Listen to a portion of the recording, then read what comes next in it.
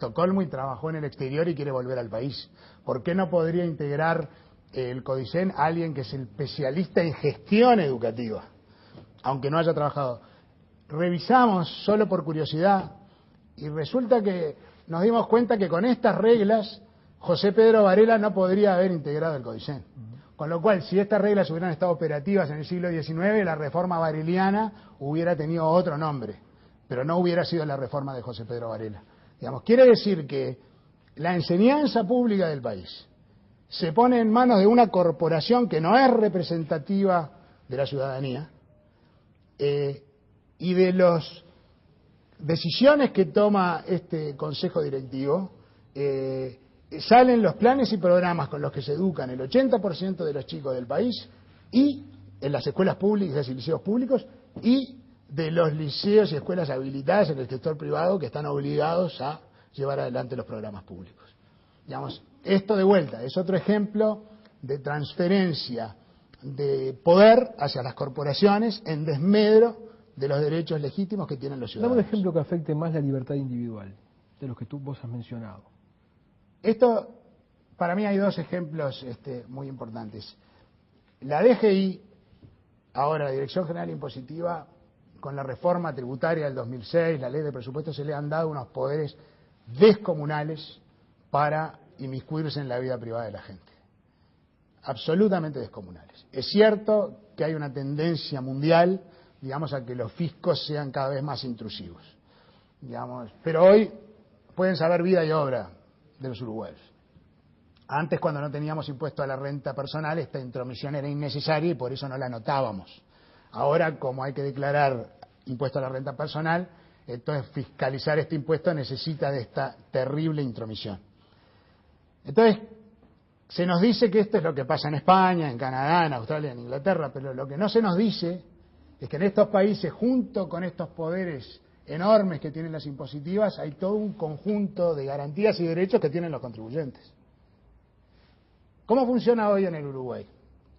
Si el fisco investiga a una empresa o a una persona y decide que tiene una deuda fiscal, le da vista, lo llama y le dice: señor, mire, usted me debe plata. La empresa le dirá, pongo ejemplo, una empresa: mire, yo creo que no, porque yo liquidé bien, y si no puede convencer a la DGI, que es en la mayoría de los casos, la DGI va a pedir un embargo cautelar por una presunción de deuda fiscal. En 10 o 15 días un juez civil le va a dar ese embargo.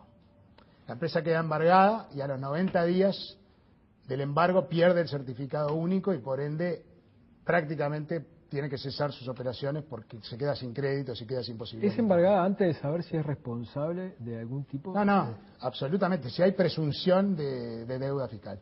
¿Qué puede hacer la empresa? Recurrir ante la propia DGI. 7 o 8 meses después la DGI le dirá: mire, usted no tiene razón. Entonces le queda recurrir al Tribunal de lo Contencioso Administrativo. El Tribunal de lo Contencioso Administrativo es un tribunal de 5 miembros que resuelve todos los conflictos entre el Estado y los ciudadanos privados, desde una multa de tránsito hasta un complejo problema tributario. Entonces demoran en promedio 5 o 6 años las resoluciones. En otras palabras, la DGI sabe de que el contribuyente está totalmente desprotegido jurídicamente, que entonces tiene un poder arbitrario descomunal y que el contribuyente esencialmente no le queda otra solución que pagar y después tratar de ver si puede reclamar. ¿Cómo funciona en los países desarrollados? Digamos, existe un cuerpo de fiscales especialistas en temas tributarios, existe jueces, una justicia especializada en temas tributarios que se pronuncia en plazos útiles, en 2 o 3 meses, no en 5 años.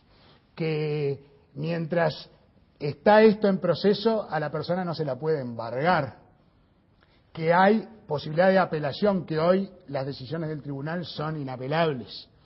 Existe lo que se llama la Carta de Protección de los Derechos de los Contribuyentes, que si no se respeta todo el procedimiento es nulo, y que tienen derechos muy específicos de cuál es la conducta que la DGI debe tener frente a los contribuyentes. Por ejemplo, la DGI no puede caerle al almacén, al pequeño restaurante, al pequeño comercio, a la hora pico donde están todos los clientes, a pedirle un arqueo de caja, pedirle los documentos, molestar a la clientela, crear una situación de desconfianza. Le debe respeto al contribuyente. Hay derechos que están más protegidos.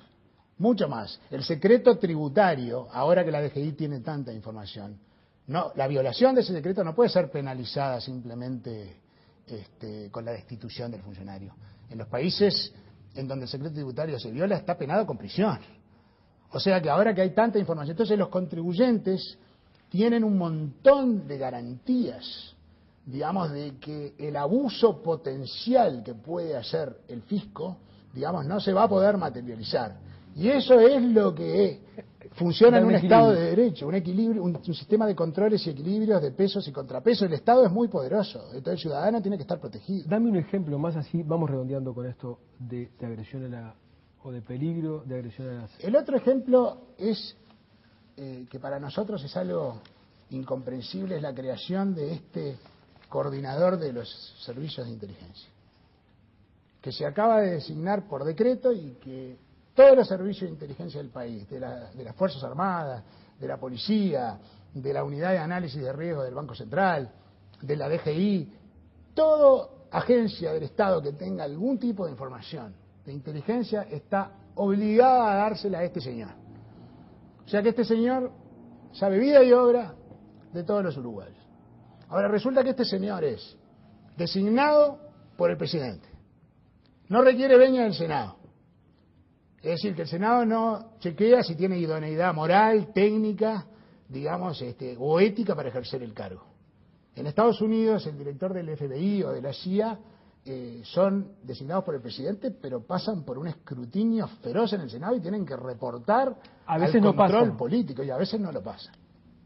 Y además, como es un cargo de particular confianza, solo reporta al presidente, es decir, que no tiene control político alguno, a tal punto que el decreto dice que es tan delicada la información que maneja que esta persona va a tener que, y lo digo en términos coloquiales porque no me acuerdo exactamente los términos leguleyos, pero va a tener que cuidarse mucho en no hacer abuso de esta información. Y que si se la va a contar a alguien, que solamente se la puede contar al presidente. O sea, esto es, nosotros decimos, no solamente una violación flagrante al sistema de controles y equilibrios, al Estado de Derecho, es un insulto a la inteligencia de los uruguayos. Entonces, entre una DGI que hoy tiene unos poderes inspectivos brutales, sin que los contribuyentes estén jurídicamente protegidos contra las posibilidades de abuso, y un coordinador de inteligencia que por sí y ante sí puede saber vida y obra de los uruguayos, hoy el Estado uruguayo está en condiciones de verlo todo, de saberlo todo, y yo no cuestiono que las intenciones sean buenas ni malas. Yo te iba a preguntar, ¿vos tenés sospecha de que este gobierno pueda hacer uso de esas herramientas, o lo que tenés sospechas de la herramienta? Yo tengo sospecha de la herramienta. Es decir, hoy la usan unos y mañana la pueden usar otros. Si uno creó la posibilidad del abuso, eventualmente alguien puede abusar. Los gobiernos y las buenas intenciones de los gobiernos no son la garantía de los derechos ciudadanos. La garantía de los derechos ciudadanos son las instituciones. Los gobiernos cambian, las intenciones de los gobiernos cambian con mucha facilidad. Lo que nos protege contra el poder enorme que tiene el Estado. El Estado tiene las armas, el Estado tiene a la impositiva. Un Estado de Derecho debe tener como centro al ciudadano. Ese órgano colectivo que es el Estado es electo por los ciudadanos para resolver en nuestra representación problemas colectivos: la seguridad, la vivienda, la educación, la salud. Nosotros les pagamos con nuestros impuestos y trabajan para nosotros. Son responsables ante nosotros los ciudadanos y nos deben los debidos derechos contra los posibles abusos que pueda cometer, digamos, un Estado con todos esos poderes. ¿Vos creés que hoy está instalada esa situación? Digo, porque esto no es Venezuela. Acá el Estado de Derecho digamos, se respeta ampliamente, las libertades se respetan. Vos lo que ves es la potencialidad, un riesgo potencial. Yo lo que veo, esto no es Venezuela, ni va camino a ser Venezuela. Yo lo que digo es que acá ha habido, en los últimos meses sobre todo, con varias medidas, una degradación del Estado de Derecho, una transferencia de poder de los ciudadanos hacia las corporaciones, una transferencia de poder de los ciudadanos hacia las burocracias de los organismos estatales, a tal punto que creo genuinamente, Gabriel, que si seguimos por esta tendencia, entonces vamos a salirnos de nuestro modelo de democracia liberal, donde el centro neurálgico es el ciudadano y sus derechos, para transformarnos en otra cosa, en una democracia burocrático-corporativa, donde el centro neurálgico de poder son las nomenclaturas estatales y las corporaciones. El debate está planteado y me parece buenísimo que haya quedado planteado, y yo te quedo enormemente agradecido que hayas estado otra vez con nosotros. Gracias a ti, Gabriel.